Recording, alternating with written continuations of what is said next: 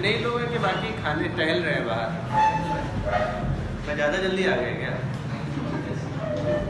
मैं तो अच्छे खासा टाइम लेट आया हूँ। छोटे लेट गए छोटे 20 हो गया, 20 बना तो 25 हो गया। इतने में तो यार तुम जिप्सी से थाली खा के भी चले जाते हैं।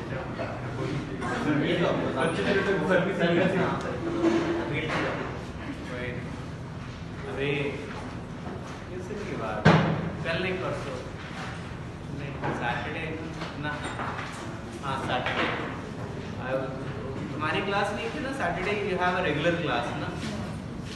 Saturday you have a regular class और हमारी जिसके 1:30 छुट्टी हो गई थी ना, 1 o'clock छुट्टी हो गई थी। That fresher students have that वो उनकी से वो क्या 8 to 6 चल रही थी या जो भी था। तो पिज़्ज़ा खाने पहुंचा हुआ तो मैं भी दोपहर में आज वही क्लास ली। मैं तो नहीं खाता हूँ वैसे पिज़्ज़ा, लेकिन मेरे यहाँ कुछ लोग आए हुए थे, उन्हें बहुत खाना था। मैं चलो भाई तो पहुँच गए पिज़्ज़ा खाने। वहाँ देखे 5-6 बैठे हुए हैं तुम्हारी तरह वाले, वो बेचारे यहाँ से छूटे होंगे। और ब्रेक होता है ना कुछ 1 घंटे का या 45 मिनट 50 मिनट का होता है। दोपहर में लंच के लिए ब्रेक देते होंगे ना सर? वो पता चला सब के सब टूट के पड़े हो वहीं। देखा तो उस पूरे फ्लोर पे 5-6 नहीं करीब 7-8 लड़के बैठे हुए, बिल्कुल उस फ्लोर पे वही दिख रहे हैं। और वो भी भूखे बैठे हुए बेचारे, मतलब इतने अटैकिंग मोड में थे कि जो आया वो कब साफ हुआ पता ही नहीं चला। हम कह किस स्पीड से खा रहा था। फिर मैं क्लास में आना था ना, तो भाग के आना होगा। चलो तो खैर अब उस मोड में खाना चाहिए तुम्हें। यहाँ पर आराम से चलता है, चौपाल लगी रहती है। चलो गेट बैक टू, अब हो गए भाई, सब लोग आ गए। अब सब लोग भाई ध्यान इधर ही दे, ठीक है? सो लेट्स स्टार्ट विद, मुझे पहले शीट दो, क्या होमवर्क है पहले डिस्कस करते हैं। इन चैप्टर एक्सरसाइज सी दिया था मैंने, पूछो कोई पूछना है। 5th 6th क्वेश्चन नंबर 6 पूछना है भाई। देखो जरा 6 में कहता है small air bubble is at the centre of a large glass sphere that has a refractive index and radius R determine how far the air bubble appears to be from the surface of this sphere.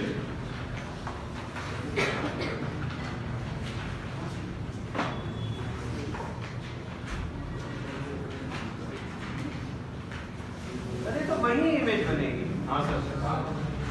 Answer क्या दिया है? Answer दिया नहीं, पर जहां पर object रखा वहीं पे इमेज बनेगी। इसको रे डायग्राम से तुम समझो ना। वैसे तुम इक्वेशन भी लगा दोगे तो आ जाएगा आंसर। इसमें तुम अगर रे डायग्राम भी समझ लो तो भी आ जाएगा, वैसे इक्वेशन भी लगा दो ना तो भी आ जाएगा। तुम रे डायग्राम से समझो जरा। ये सेंटर पे ऑब्जेक्ट है, ये लाइट रे ऐसे रिफ्लेक्ट होगी, ये लाइट रे ऐसे रिफ्लेक्ट होगी। नॉर्मल सेंटर से पास करता है तो इमेज यहीं पर बनेगी और कहीं नहीं बनेगी। जहां ऑब्जेक्ट है वहीं पर इमेज बन जाएगी। समझ रहे हो बच्चे? और कुछ नहीं समझ आए तो तुम रेड वो इक्वेशन लगा देते तो भी आंसर आ जाता है। क्योंकि वो जो स्फीयर में जो भी तुम नॉर्मल डालते हो वो कहाँ से पास करता है? सेंटर से। क्या ये बात क्लियर हुई बच्चों? ये अगला सवाल 8 क्वेश्चन। तुम लोग को थोड़ा बहुत रिफ्रैक्शन समझ आया कि नहीं आया भाई? इसमें देखो HCV हम लोग पूरी डिस्कस करेंगे। मैंने भी थोड़े बहुत क्वेश्चन दिए होंगे, बट इसमें मैं HCV काफी डिस्कस करूंगा। उसके लिए चाहे अलग से क्लास लगानी पड़े या जो भी हो, but we have to discuss, take it as a assignment. तुम उसे शीट की तरह देखो, ठीक है? उसे कैसे देखना है अपने को? शीट की तरीके। उसमें काफी हद तक अंतिम के 1-2 सवाल भले मैं छोड़ दूं जो कि बहुत बड़े हैं, बट मेजॉरिटी हिस्सा हम लोग जरूर डिस्कस करेंगे उसमें, ठीक है? ध्यान रखना इस चीज को, उसे एक असाइनमेंट की तरह ही देखो। और इसमें तुम लोग जेई के मेंस के क्वेश्चन पहले करना। तुम देखो कि बड़े आसान सवाल आते हैं। प्रीवियस के मेंस की कोई बुक ली है कि नहीं ली? Yes sir. मेंस वाले पहले करना। तुम खुद देखोगे बड़े आसान क्वेश्चन आते हैं। इसमें बहुत सारे क्वेश्चन 10 आएंगे ना तो उसमें 8 आसान होते हैं या 7 आसान होते हैं, 3 ही मुश्किल, 3 ही थोड़े बहुत ढंग के होंगे, क्योंकि वो जैसे क्वेश्चन हम कर रहे हैं वैसे के वैसे ही आ जाते हैं। इसीलिए इस हिस्से को थोड़ा ध्यान दो, मेंस में सीधा क्वेश्चन मिल जाता है, ठीक है बच्चों? तो लेट्स स्टार्ट विद, तो इसमें कहता है 8th वाला पैरेलल लाइट रे है, इतना find the radius of R and of the, इतना मतलब ray focus on the 12 centimetre from the end of the rod and the rod is immersed in water.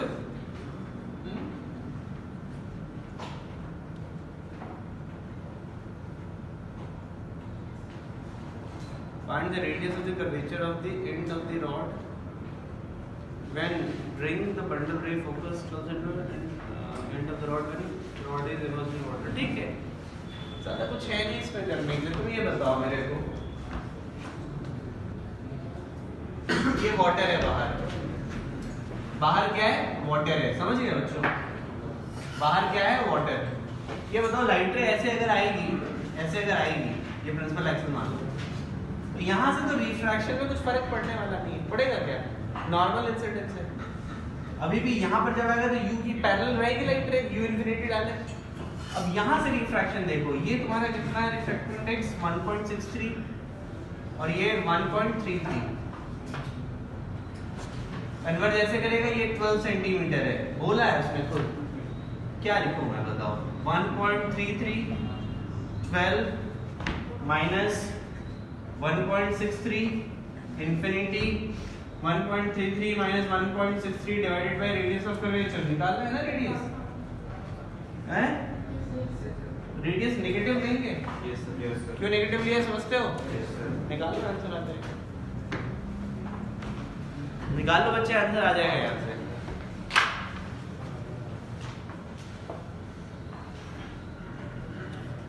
अगला सवाल हो गया, ये चैप्टर से सी हो गया। ऑब्जेक्टिव में किसमें? 2 में दिया था, लाइट 2 में दिया था, 1 में भी दिया है, 1 में ही दिया है, 1 में। अच्छा 1 में ही होगा। पूछना शुरू करो। 4 सर, 4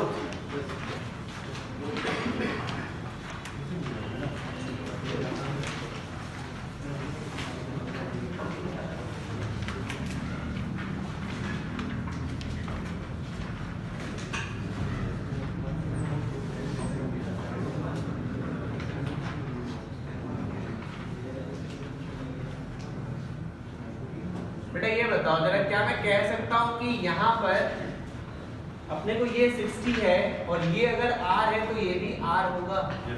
हाँ है ना? Yes sir. पक्का? ये भी R होगा। और मुझको ये बताओ, क्या बताओगे? ये अगर थीटा है तो ये भी थीटा होगा? अरे घड़ी किससे होगा? वैसे एक बात बताऊं, यहाँ पे स्नेल्स लॉ लगा दो, यहाँ पे स्नेल्स लॉ लगा दो, थीटा इक्वल टू 60 अपने आप ही आ जाएगा।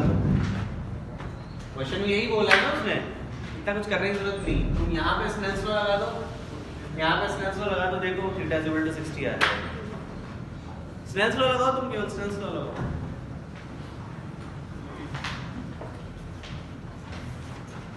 तुम केवल स्नेल्स लॉ लगाओ और कुछ मत लगाओ।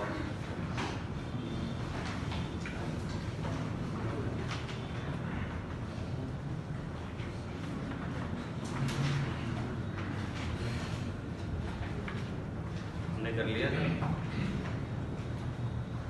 लगा के देखो बच्चों।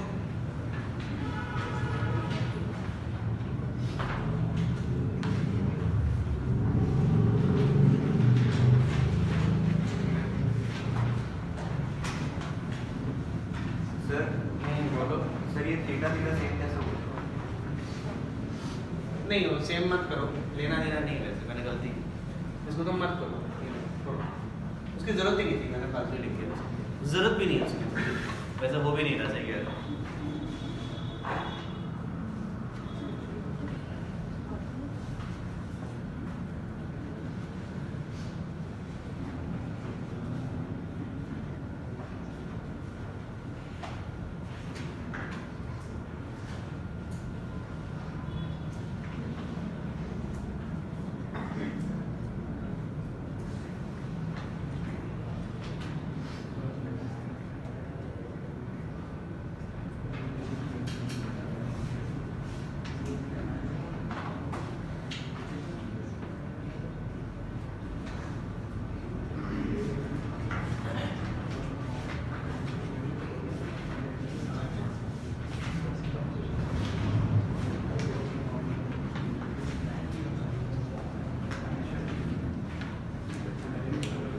आता है क्या? Yes sir. स्नेल्स लॉ से आ जाता है? किसने पूछा था? 100 में तुमने पूछा था मेरे से। निकाल के देखो आएगा। निश्चित हो गया तुम्हारा। अगला सवाल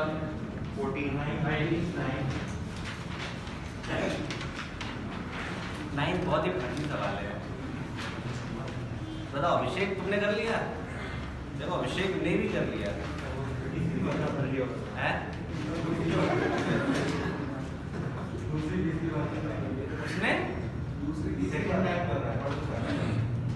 उसने तो बहुत सारी चीजें सेकंड टाइम की है, सबने थोड़ा ऐसा हुआ सोचा है।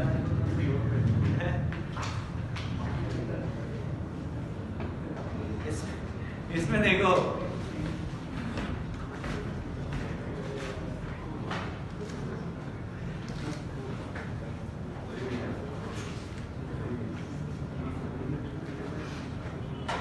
ये होगी कहानी कुछ। क्या मैं कह सकता हूँ ये एंगल 45 डिग्री? क्या मैं कह सकता हूँ ये एंगल 45 और ये 45 है तो ये R है, और ये 45 है तो ये 45 है। ये R cos 45, ये R sin 45, R cos 45, R sin 45, coordinate यही हो गया। जैसे तुमने कर लिया था, ठीक है। अगला 14।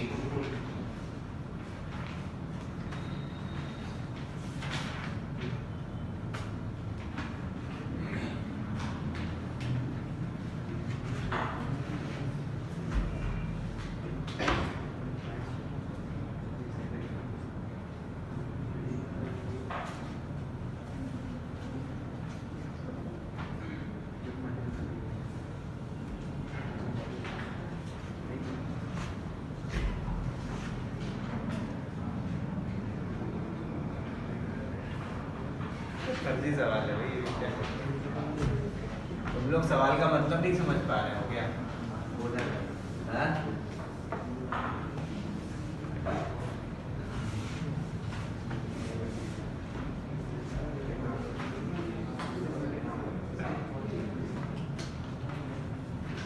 यहाँ ऑब्जेक्ट है और ये कह रहा है कि लाइट रे यहाँ से पैरेलल में निकल रही है। इसका मतलब जानते हो क्या है? इस सरफेस से रिफ्रैक्शन करवाओ, u की वैल्यू -2r रखो और v की वैल्यू इंफिनिटी रखो, निकाल के देखो भाई। μ2/v -μ1/u रखते हो ना, तो u की वैल्यू तुम क्या रखो? -2r, v की वैल्यू इंफिनिटी रखो। रख के देखो बेटा, रख के देखो।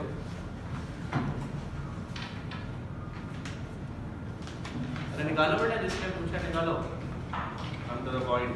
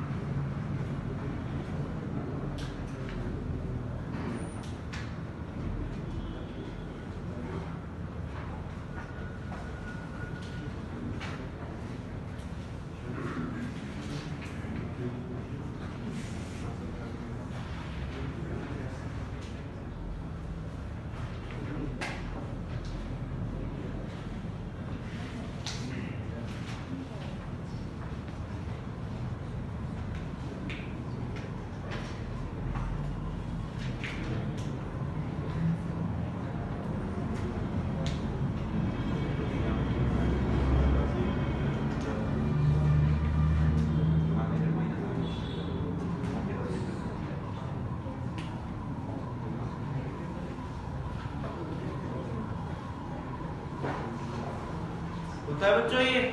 अगला सवाल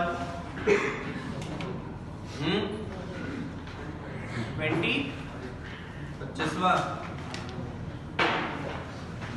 अरे 25वां अच्छा सवाल है, किसने निकाला है?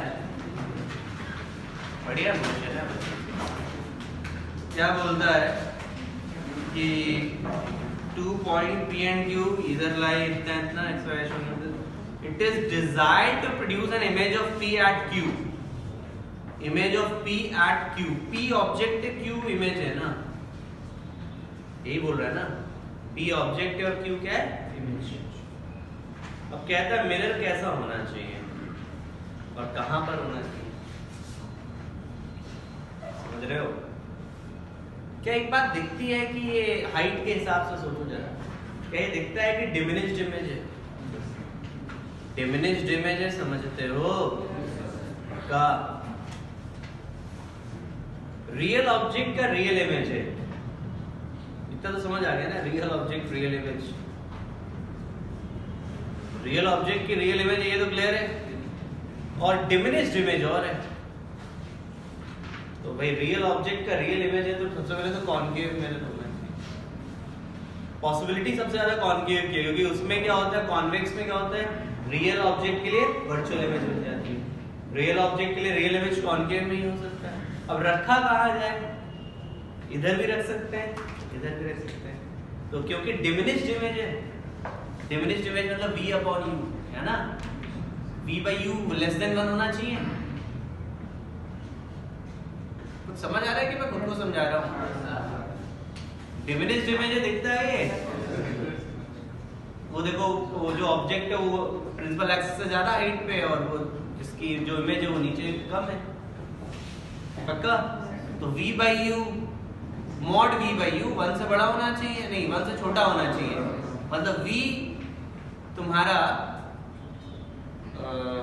v by u ना, और ये क्या है, हाँ एक मिनट, v by u तो बड़ा कौन होना चाहिए भाई? u बड़ा होना चाहिए, सही बताओ। बियॉन्ड सेंटर रखेंगे, बियॉन्ड सेंटर रखेंगे, बियॉन्ड सेंटर रखेंगे, ये बहुत ही कंफ्यूजन हो गया। तो मिरर कहाँ रखना चाहिए? y पे रखना चाहिए, x पे? देखो क्या दिया है, x ही होना चाहिए मेरे आंसर, मतलब लेफ्ट ऑफ द q होना चाहिए, क्योंकि v by u है ना, तो v छोटा होना चाहिए, u बड़ा होना चाहिए, क्योंकि मैग्निफिकेशन उनसे छोटा है। अरे गेटिंग दिस थिंग और नॉट? बेटा देख लो, जो मैंने बोला सोच लो, नहीं आया तो पूछ लेना, मैं फिर से बता दूंगा।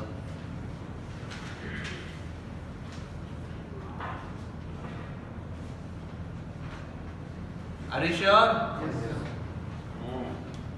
और कोई सवाल? खत्म? काफी क्वेश्चन दिए थे, इसका मतलब काफी दिए थे कि कम दिए थे? 10-15 तो कम दिए थे। मुझे ये बताओ, रिफ्रैक्शन का बेसिक पार्ट समझ आया कि नहीं तुम लोगों को? पहले ये बताओ, थोड़ा बहुत रिफ्रैक्शन का हिस्सा समझ आया तुम लोगों को? अब तक हम लोगों ने जो रिफ्रैक्शन में जो भी पढ़ा है, थोड़ी बहुत क्लैरिटी आई है तुम लोगों को? क्योंकि आज की क्लास में मुझे लेंस पढ़ाना है थोड़ा सा, उसमें भी थ्योरी बहुत ज्यादा नहीं है, लेकिन क्वेश्चन फिर से बहुत सारे हैं। तुम देखो पिछली क्लास में जब मैंने रिफ्रैक्शन फॉर्मूला पढ़ाया था, थ्योरी 1 लाइन या 2 लाइन की थी, बट क्वेश्चन देखो कितने सारे कर डाले थे, कितने सारे। वैसे ही लेंस में थ्योरी छोटी सी है, लेकिन खूब सारे क्वेश्चन बनेंगे। हाँ, अच्छी बात है कि लेंस कभी ना कभी तुमने सुना हुआ होता है, देखा हुआ होता है, तो क्वेश्चन वैसे ही मिलेंगे पहले तो, बट क्वेश्चन अच्छे भी मिलेंगे, इसलिए थोड़ा ध्यान देना, ठीक है? चल हेडिंग लिखो, थिन लेंस, थिन लेंस लिख लो।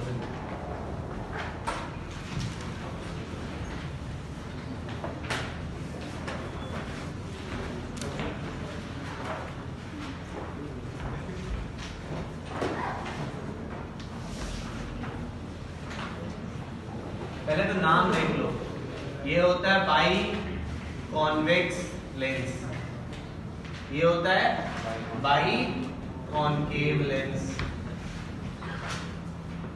प्लेनो कॉन्वेक्स,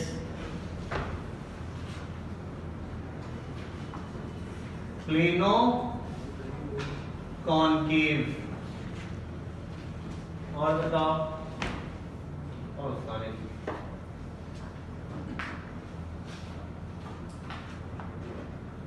कॉन्वेक्सो कॉनकेव, ये पहली सरफेस देखनी होती है। देखो ये दोनों कॉन्वेक्स सरफेस, यहाँ वाली ये कॉन्वेक्स है, इसको भी कॉन्वेक्स में, ये कॉनकेव ये कॉनकेव, तो ये by convex by concave, plano convex plano concave, समझ रहे हो? ये कॉन्वेक्स ये कॉनकेव, पहली सरफेस ऐसी जो होती है वो कॉन्वेक्स होती है, और ये वाली सरफेस दूसरी वाली ऐसी है तो कॉनकेव है, कॉन्वेक्स और कॉनकेव। वैसे तुम उल्टा रख दोगे तो उसको कॉनकेव उल्टा भी कह सकते हो ना, कॉनकेव और कॉन्वेक्स, समझ आ रहा है? मैं नाम एक ही रख रहा हूँ, अगर तुम इसको उल्टा ऐसे रख दोगे ना, अरे वेटिंग दिस थिंग, तो उसको तुम कॉनकेव और कॉन्वेक्स कह सकते हो। नहीं समझे मेरी बात? बना देता हूँ। कॉनकेव और कॉन्वेक्स। बट एक ही चीज है, ये अलग अलग कहना थोड़ा समझदारी नहीं, कैसे रखा है ये पता नहीं चलता, इसलिए मैं उसको नाम नहीं दे रहा हूँ। तो ये बताओ, ये नाम समझ आता है? अगर इनकी रेडियस, ये जनरली क्या होता है कि किसी न किसी स्फेरिकल सरफेस से, दो स्फेरिकल सरफेस से मिल करके बनता है, ऐसे दो स्फेरिकल सरफेस से मिल करके बनता है। और इसको जानते हो क्या कहते हैं? ऑप्टिकल सेंटर कहते हैं। इसको क्या कहते हैं? ऑप्टिकल, ये इसको ऑप्टिकल सेंटर कहते हैं, ठीक है। और दो स्फीयर के हिस्से से मिलकर के बनता है, दो स्फीयर से मिलकर के बनता है, ध्यान रखना, दो स्फीयर के हिस्से से मिलकर बनता है। तो दो सेंटर होते हैं कि ये C1 हो गया, ये C2 हो गया। ऑब्वियसली रेडियस ऑफ कर्वेचर भी इसके लिए क्या होगा? ये यहाँ से यहाँ तक की दूरी R1, और यहाँ से यहाँ तक की दूरी मैं इसके लिए लिख दे रहा हूँ, ये कितनी होगी? R2। समझ गए मेरी बात बेटा? ये जिस स्फीयर का हिस्सा है रेडियस ऑफ कर्वेचर R1, ये जिस स्फीयर का हिस्सा है रेडियस ऑफ कर्वेचर, पक्का? और फिर वो एक चीज और भी है कि वो क्या कहते हैं तुम्हारा, साइन कन्वेंशन। साइन कन्वेंशन बिल्कुल वैसा ही हम लोग यूज करेंगे जैसा अभी तक कर रहे थे, बस यहाँ पे सारी डिस्टेंसेस कहाँ से नापी जाएंगी? ऑप्टिकल सेंटर से। इंसिडेंट रे के डायरेक्शन में अगर नापोगे तो पॉजिटिव, उसके ऑपोजिट नापोगे तो नेगेटिव। इस एक्सिस के ऊपर नापोगे कोई हाइट तो पॉजिटिव, इसके नीचे नापोगे तो नेगेटिव। क्लियर होती है बात? नोट करो पहले इतना।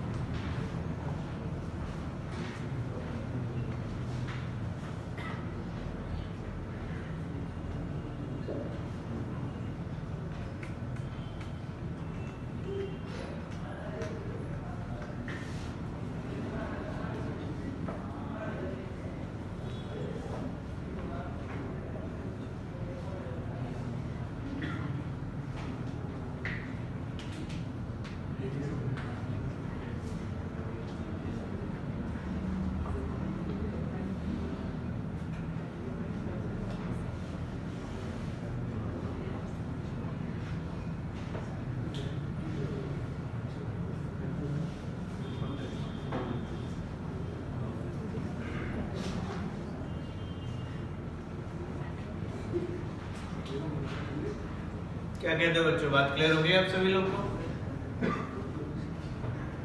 तो ये स्टार्ट की कहानी है। अब देखो यहाँ पर अगर मैं तुम्हें सही बताऊं तो मुझे आपको एक लेंस मेकर फॉर्मूला डिराइव करना है, बट मैं लेंस मेकर फॉर्मूला वैसे नहीं डिराइव करूंगा जैसे तुम्हारे एनसीईआरटी में। मैं उसे थोड़ा और जनरल डिराइव करूंगा, ठीक है? आसान सा है, देखना बस तुम समझ आ जाए। तो सबसे पहले इसके मैकेनिज्म को समझते हैं, बहुत छोटा सा पार्ट है और उसे समझते हैं।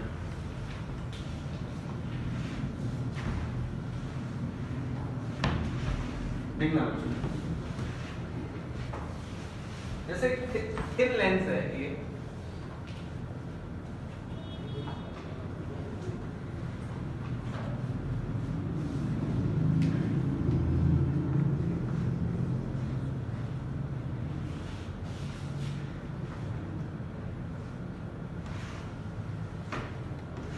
जैसे ये ऑब्जेक्ट है, ये सरफेस का रेडियस ऑफ कर्वेचर r1 और r2 दिया है, ये μ1 है, ये μ2 है और ये μ3 है। वैसे मैं तुम्हें सही बताऊं तो जनरली ये बराबर होता है दोनों, बट मैंने बिल्कुल जनरल ले लिया, ठीक है, बिल्कुल जनरल ले लिया।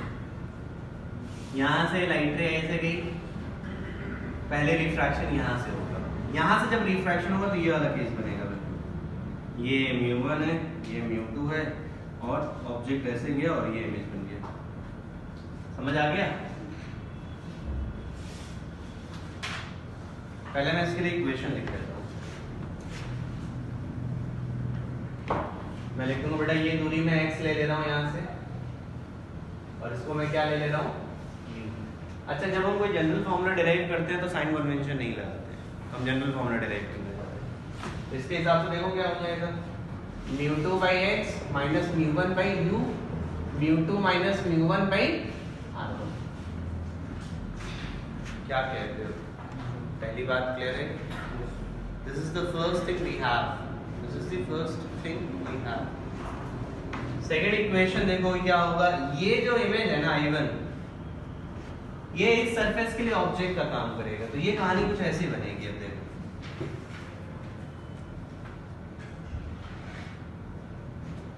और ये मीडियम क्या है, μ2 है, और ये क्या है, μ3। क्या लिखूंगा बताओ?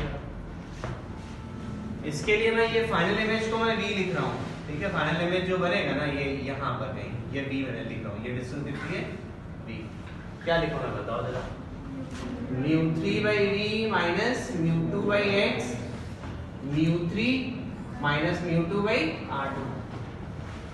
हमें v और u के बीच का रिलेशन चाहिए, x को एलिमिनेट करना है। उसके लिए बड़ा आसान तरीका है, x को एलिमिनेट करने के लिए सीधे जोड़ दो, तो फाइनल रिजल्ट कितना आ जाएगा बताओ जरा? μ3 by v, μ1 by u, μ2 minus μ1 by r1।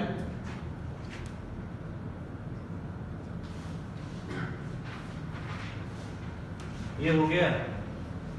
क्या कहते हो बच्चों? ये कहानी है। वैसे ये जनरल कहानी, इसको याद रखो। याद रखने का तरीका बड़ा आसान है। जहाँ से लाइट रे ऑब्जेक्ट से आ रही है वो μ1 होता है, जहाँ पर इमेज बनती है वो μ3। इमेज बनती है मतलब वो जिस मीडियम में लाइट रे रिफ्रैक्ट होकर जाती है, तो μ3 by v minus μ1 by u, इतना तो लिख लिया। उसके बाद तुम ऐसे जैसे रे डायग्राम ऐसे जा रही है ना, तो ऐसे याद रखो, जैसे ये पहली बाउंड्री है तो μ2 minus μ1 upon radius of curvature, फिर ये बाउंड्री है तो μ3 minus μ2 by r2। Is it clear? ये कहानी होती है। और तुम खुद देखो, ज्यादा कोई मेहनत नहीं अपने लिए। अपने को ये बताओ, अगर ये दोनों बराबर हो गए तो मैं μ3 की वैल्यू μ1 डाल दूं। जैसे मैं μ3 की वैल्यू μ1 डाल दूंगा ना, μ3 की वैल्यू μ1, तो यहाँ μ1, यहाँ पे μ3 की जगह μ1। तो देखो मैं बेटा यहाँ से सबसे पहले μ2 माइनस μ1 कॉमन लूंगा,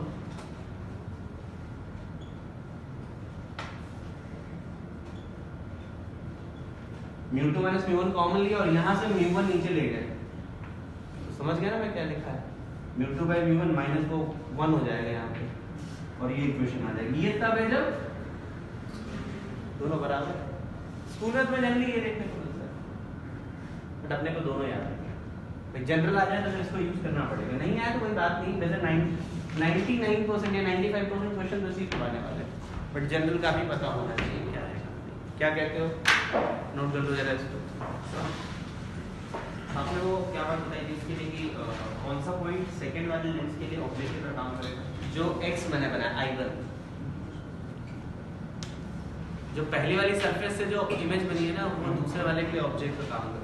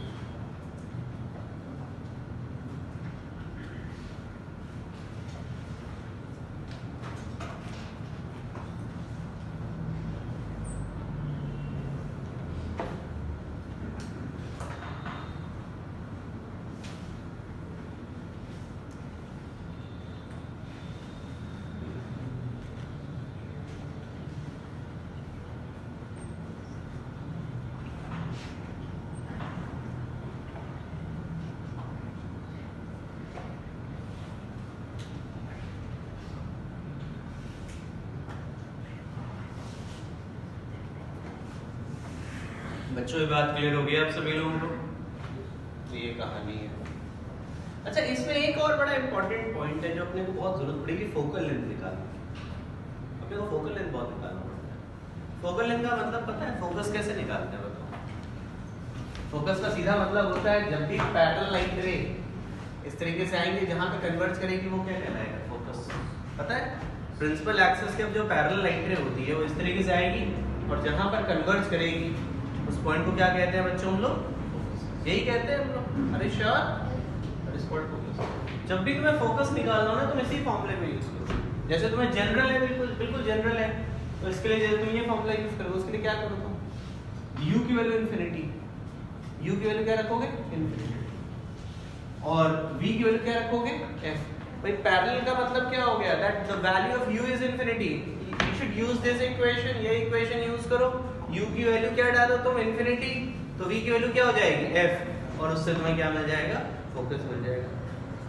अगर तुम्हें ये वाला केस है जहां पे μ1 μ3 बराबर है तो वहां पे भी तुम यही करोगे, u की वैल्यू इन्फिनिटी डालो तो v की वैल्यू क्या आ जाएगी? 1/f μ2 by μ1 minus 1 1/r1 minus 1/, ये तो याद होगा फॉर्मूला। नहीं याद है तो भी याद कर लो, काम का बहुत है। बाकी तुम्हें याद नहीं भी हो तो ये तो याद ही रहता है ना। और समझ गया ना क्या करना है? u की वैल्यू इन्फिनिटी तो v की वैल्यू क्या हो जाएगी? f। Slow it down बेटा।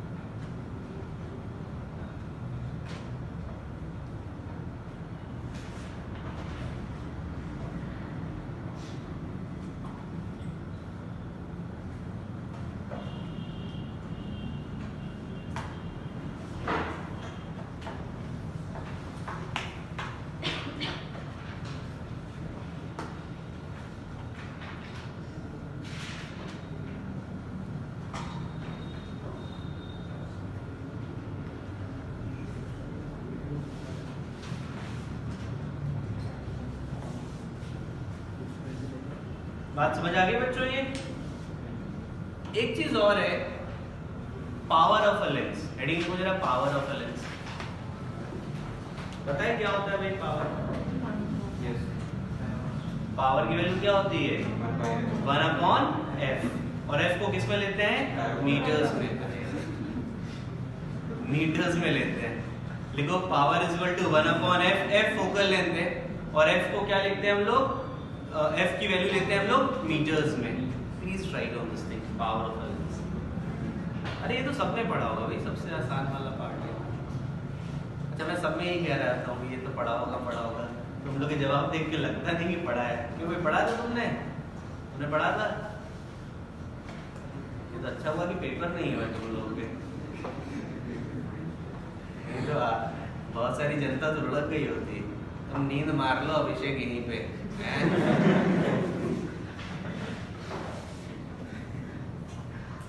ज्यादा नींद आ रही है? क्या किया तुमने कल रात में? नींद में नहीं किया तुमने? पढ़ाई कर रहे थे?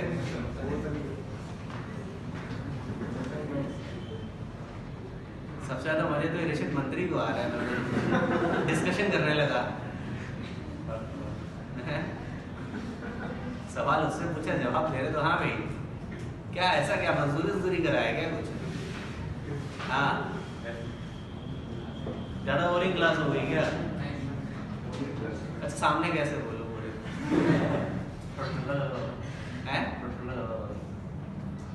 ठंडा ज्यादा हो रहा है तो नींद इसीलिए आ रही है क्या? इसके भैया ऐसा करे ना, खींच के थप्पड़ मारना इसको। दोनों तरफ से। बाद में बचेगी नहीं थप्पड़ के डर से नहीं है सोएगा। बाद में बचेगी फिर उसका क्या नहीं बचेंगे? ये दोनों नहीं बचेंगे। तुम्हें शक्ल देख के लगता नहीं तुम लोग थोड़ा झगड़ा करोगे। खूब करिए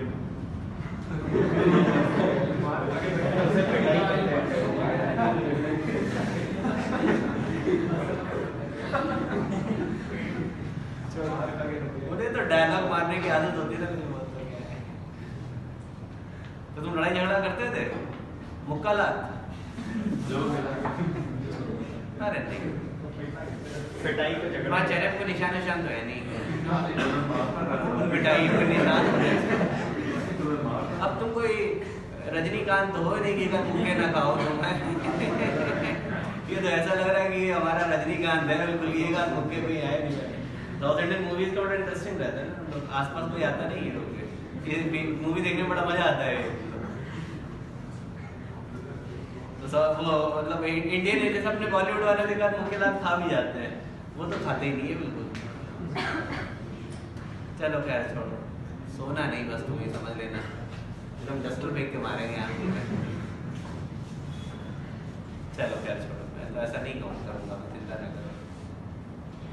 कहाँ पे थे हम लोग? तो बच्चों ये वो मैग्निफिकेशन पे लिख लिया तुम लोगों ने? कुछ बताने के लिए है नहीं। एक तो पावर मैंने बता दिया तुम लोगों को, ऊपर से वो मैग्निफिकेशन। मैग्निफिकेशन का एक छोटा सा हिस्सा इसे याद रखना आप लोग। और वो जो मैग्निफिकेशन के लिए मैंने पढ़ाया था ना कि m अगर 1 से बड़ा है तो मैग्नीफाइड, मॉड m अगर 1 से बड़ा है मैग्नीफाइड, मॉड m अगर 1 से छोटा है तो डिमिनिश्ड, m अगर नेगेटिव है तो रियल एंड इन्वर्टेड, m अगर पॉजिटिव है तो वर्चुअल एंड डायरेक्ट। याद आया तुम लोग को ये? अरे श्योर? एब्सोल्युटली यही करना था। एब्सोल्युटली यही करना था आपको। समझ गए बच्चों ये? That's good. Okay let's start with. तो एक तो हिस्सा ये हो गया अपना। अब यहां पर एक कन्वर्जिंग और डाइवर्जिंग लेंस पर पढ़ाना है मुझे। हेडिंग लिखो कन्वर्जिंग लेंस पहले, फिर डाइवर्जिंग।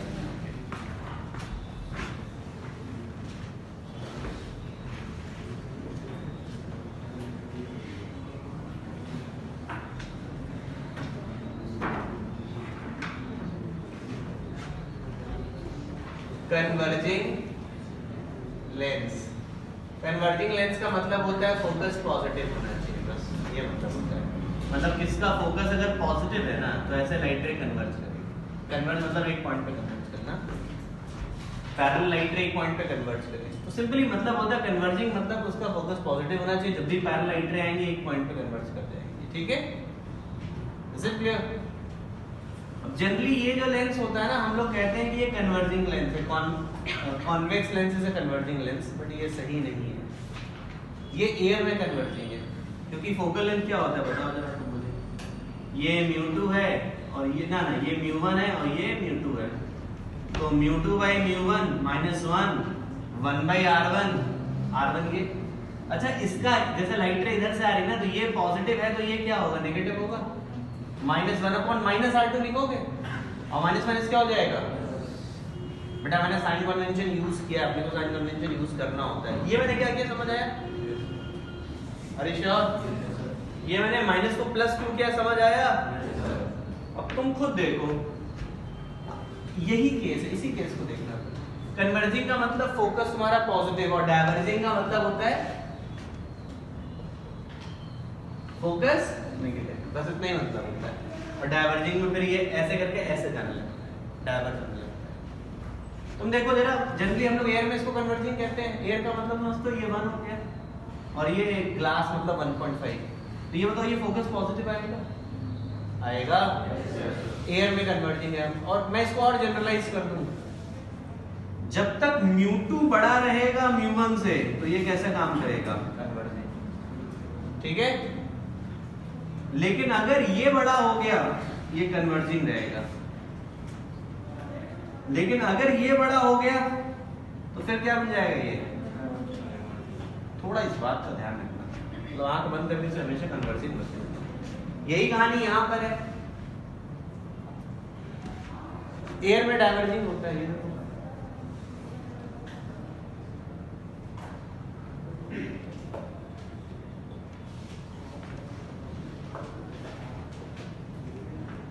साइन कन्वेंशन लगा दिया इस पे R1 और इस पे R2, साइन कन्वेंशन लगा दिया इस पे R1 और इस पे ये R1 है और ये क्या है, लगा दिया साइन कन्वेंशन। हरीशा तुम देखो यहाँ माइनस आ चुका है, डाइवर्जिंग, अगर इसको डाइवर्जिंग होना है तो फोकस नेगेटिव होना चाहिए, ये नेगेटिव है तो मतलब ये टर्म पॉजिटिव होना चाहिए। तो μ2 अगर μ1 से बड़ा है तो फोकस नेगेटिव आएगा, मतलब डाइवर्जिंग। जनरली हम लोग कहते हैं एयर में डाइवर्जिंग होता है, बट अगर उल्टा हो गया तो फोकस क्या आ जाएगा, पॉजिटिव, क्योंकि पहले से ही नेगेटिव है भाई, और इस केस में ये भी नेगेटिव हो जाएगा, तो फिर क्या हो जाएगा, ये हो जाएगा converging. Are you sure now बच्चों? तो थोड़ा इस बात का ध्यान रखना, एयर में तो देखो सीधी बात भाई, एयर में याद रखो ये कन्वर्जिंग है डाइवर्जिंग है। एयर में क्या होता है, बाहर का मीडियम रेयर होता है और ये मटेरियल क्या होता है, डेंसर। अगर उल्टा हो गया तो ये डाइवर्जिंग हो जाएगा, अगर इसमें उल्टा हो गया तो ये कन्वर्जिंग। एयर वाला याद रखो, जो तुम्हें याद रहता है, याद रहेगा ये। नींद में हो गया भाई तुम लोग पक्का? चलो ऐसे मतलब मुरझाए हुए पड़े हुए जैसे लग रहा है, मार मार के दरवाजों में भेजा है।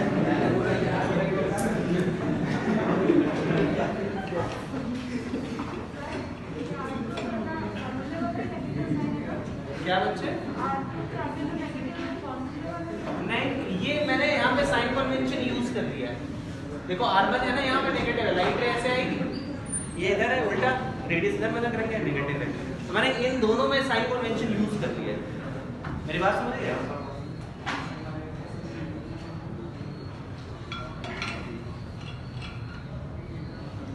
तो कितने दिन की, पूरे दिन की क्लासेस हो चुकी है तुम्हारी? 3 दिन की, 2 दिन? 8 घंटे की क्लास कितनी बार हुई है? अरे एक ही बार हुई है।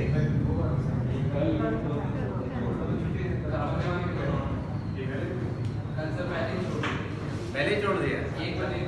अरे वाह, 12:30 बजे खुशी की लहर तो हो गई होगी।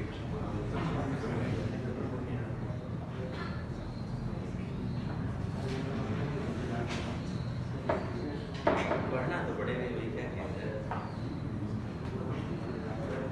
इतनी पढ़ाई तो लोगों ने पिछले 1-2 सालों में कम ही की होगी, इतनी नहीं की।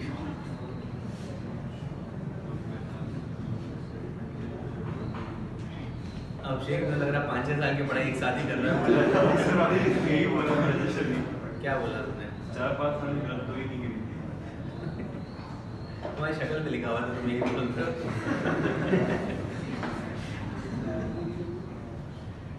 करना पड़ता है बेटा, क्या करोगे, ऐसे थोड़े। कंपटीशन बहुत ज़्यादा है, कंपटीशन बहुत ज़्यादा है। ये तो बोलो कि अब ऑनलाइन क्लासेस होती है तो बच्चे थोड़े कम दिखते हैं, जब ऑफलाइन क्लासेस होते थे ना तो बिल्कुल मेले जैसी हालत होती है, इतने सारे बच्चे, तब उस दिन लगता है इंडिया की पॉपुलेशन ज़्यादा हो गई है। मैं तो सेंटर पे जब भी खुद एग्जाम देने जाता मेरा जाता था, मुझे कितने लोग आते हैं भाई, कंपटीशन है काफ़ी ज़्यादा, मतलब 8-9 लाख लोग भर देते हैं, पेपर देते हैं, पता नहीं, मैं तो एक टेंटेटिव नंबर बता रहा हूँ, इतना होता होगा।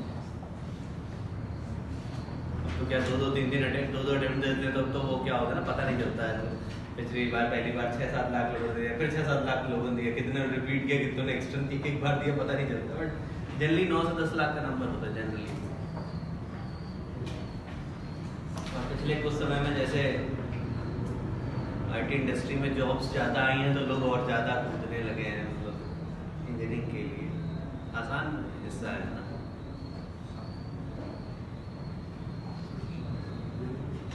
तो तुम लोगों में कोई IAS वाईएस नहीं बनना चाहता कि मैं IAS बनूंगा बड़े बड़े?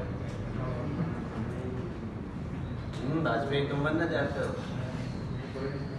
हैं? क्या IAS नहीं बनोगे? नेतागिरी सीधे पार्षद का चुनाव लड़ने। उसके बाद कोई गाड़ी खरीद लेना, लिखवाना पार्षद, सरपंच। एक तो मैं कभी कहीं ट्विटर पे देख रहा था, MLA का भतीजा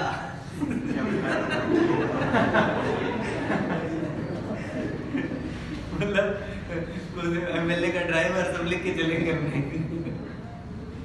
एक वो भी बड़ा लिखने का ट्रेंड है, तो पुलिस, और वो क्या कहते हैं, वो एक और प्रेस हाँ तुम भी लिखते हो क्या? मतलब कोई पर्सनल मत लेना, मैं जनरल बात कर रहा हूँ। कोई लिखता हो क्या सर क्या? मतलब जनरली होता है, पता चला प्रेस में उसके दादाजी काम करते हो, एक और आर्मी, एक और लिखते थे आर्मी। अरे भाई लिखने से कुछ नहीं होता। चलो यार छोड़ो छोड़ो यार, कमेंट मारो जरा, लिख रहा है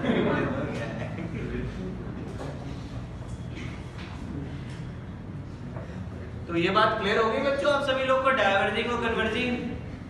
थोड़ा बहुत सवाल किया जाए। निकालो जरा शीट, इसकी शीट है ये, मेरे पास देखने लगी। सबसे पहले क्वेश्चन में 2-3 फोकस वाले देने वाला हूँ। बेटा क्वेश्चन बहुत आसान है, बस तुम फॉर्मूला सही से यूज करना, सही बता रहा हूँ। और मेंस में बहुत क्वेश्चन आते भी हैं इनसे, सही ऑनेस्टली। लिखो जरा,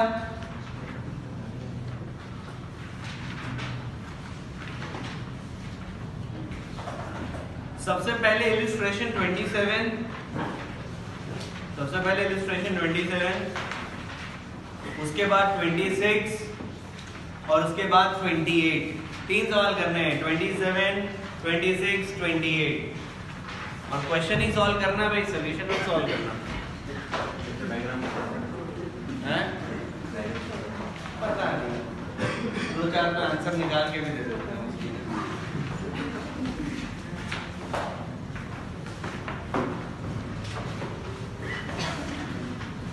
चलो सॉल्व करो तीनों सवाल। स्ट्रेट फॉरवर्ड है, फोकल लेंथ के 1-2 क्वेश्चन तो फोकल लेंथ के ही है।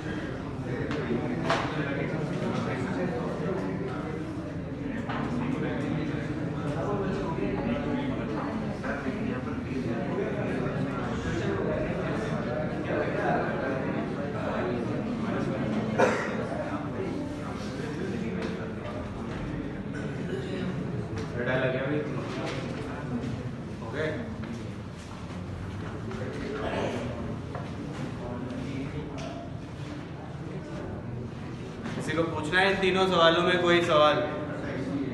हाँ 28 क्या कहता है 28? देखो जरा, कहता है कि a convex lens in air produces a real image having same size as object. Convex lens air में प्रोड्यूस करा, मतलब ये समझते हो सेम साइज कहाँ मिलता है? 2f पर। ऑब्जेक्ट अगर 2f पे रखा है तो इमेज कहाँ बनती है? 2f पे। समझ आ गया? मतलब इनिशियली ये 2f पे रखा हुआ है। अब कहता है when the object and the lens are immersed in the liquid, real image formed is enlarged 2 times the object size. Find the refractive index of the liquid.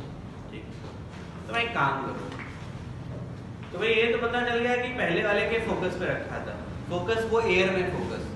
जरा फोकस का फॉर्मूला पहले लिखो, 1/f mu minus 1/r1 plus 1/r2। मैंने sign convention लगा दिया है, अरे convex lens है ना, मैंने साइन कन्वेंशन लगा दिया इसीलिए प्लस लगाया मैंने, समझ गए? अरे श्योर। चलो अब तुमने क्या किया, पूरे सिस्टम को पानी में डुबो दिया, वाटर में ले गए, ऑब्जेक्ट अभी भी पहले वाले एफ पे थी, पहले वाले पे ना, दूरी तो वही है, दूरी में तो बदलाव होगा नहीं,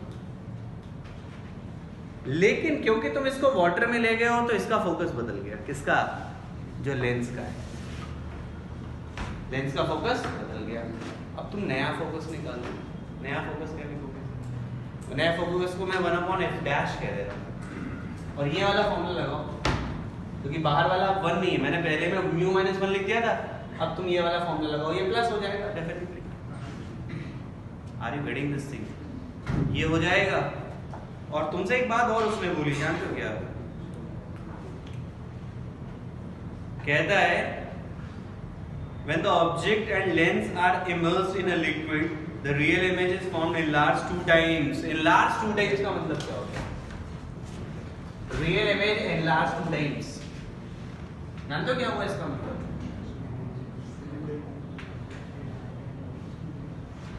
ये -2 क्यों लगाया ये बता दो मुझे। क्वेश्चन में रियल लिखा है ना, लिखा है इसीलिए, और नेगेटिव इसलिए डाल दिया, 2 टाइम्स तो पता ही दुगना है। तो मैं एक काम करो, सुनो जरा, सुनो, ये इक्वेशन यूज करो जरा, ये फॉर्मूला यूज करो, 1/, सुनते रहना मेरी बात, v की वैल्यू यहां से रख दो, कितना? -2, और इसकी वैल्यू मैं -f रख दे रहा हूं। क्यों रखा है पता है तुम्हें? ये पहले वाले का फोकस, पहले वाले का, अरे जब एयर में रखा था फोकस में रख, नहीं फोकस नहीं, 2f पे रखा था। कहां रखा था? याद आया? अरे ये क्या रखा, क्लियर है ये मैंने u की वैल्यू -2f क्यों रखी समझते हो? 1/v माइनस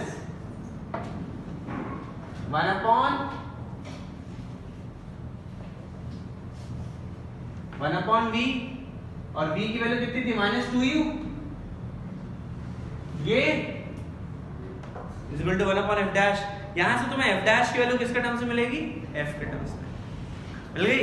और तुम देखो जरा, सबसे पहले तो 1/f की वैल्यू क्या तुमने रखी थी? μ-1 1/r1 + 1/r2, फिर 1/f' म्यू, और नीचे वो लिक्विड का रिफ्रैक्टिव इंडेक्स, ठीक है, -1 1/r1 + 1/r2।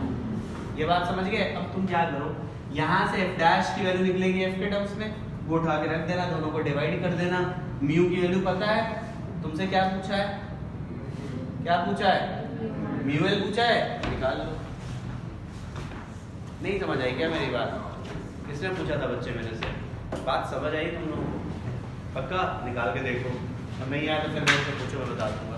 क्वेश्चन को पेशेंटली करो, मतलब जो आराम से करो कि कहे क्या है, समझना बहुत जरूरी सवाल को।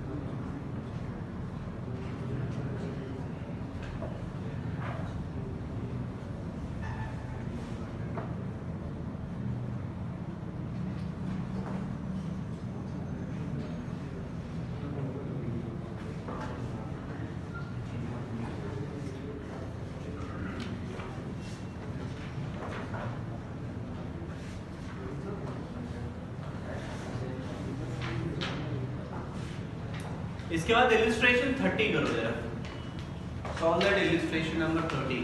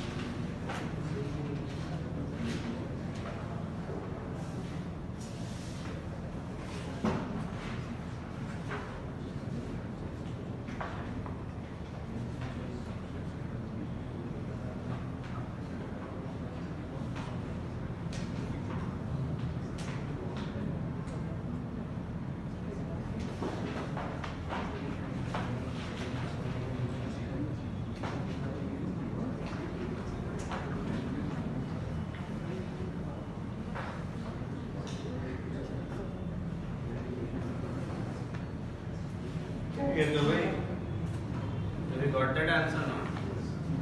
So ये Illustration number 30.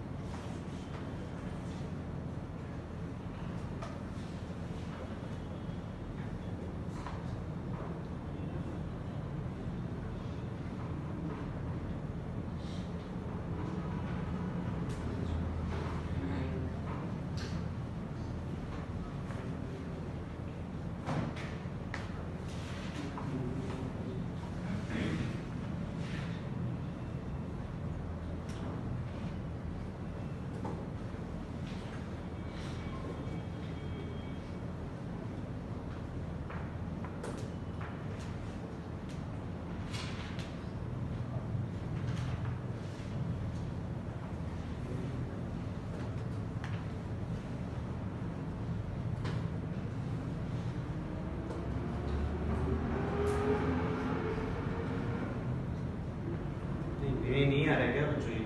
Illustration 30 सॉल्व करूं क्या इसको? क्या मतलब है इसका? कर लिया? जो बोल रहा है उसको फॉलो कर, you'll get that result surely.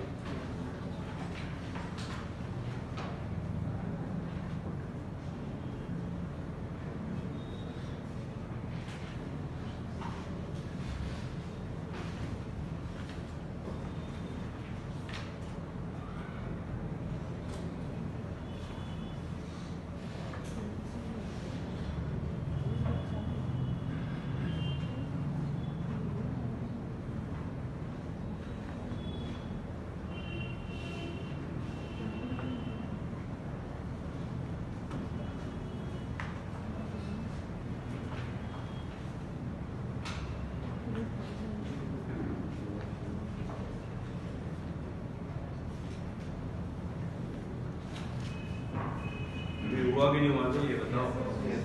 कोई नहीं, इससे भी होमवर्क में मार्क कर लेना। चलो कुछ क्वेश्चन दे रहा हूँ, उसे करके आना तुम लोग। चलो इन चैप्टर एक्सरसाइज डी में आ जाओ जरा। इन चैप्टर एक्सरसाइज डी में क्वेश्चन नंबर 1 मार्क करो। आसान क्वेश्चंस हैं, सही से करके आना। Question number 1, 2,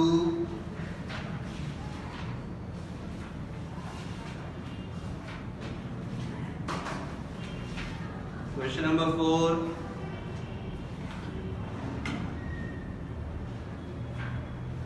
7। ये मैं इन चैप्टर एक्सरसाइज डी से दे रहा था, ठीक है।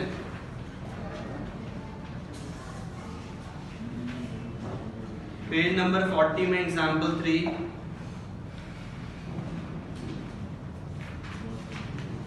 पेज नंबर 40 में एग्जाम्पल नंबर 3। इसमें आ जाओ page 45।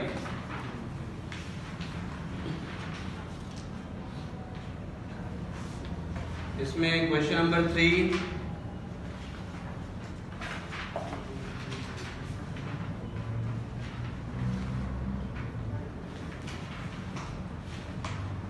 Question number 2,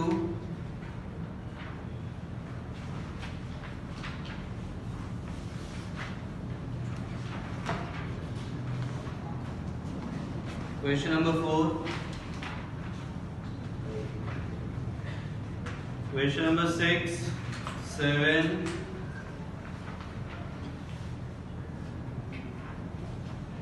question number 9, question number 14, question number 12, कितने करके आना? ठीक है बच्चों।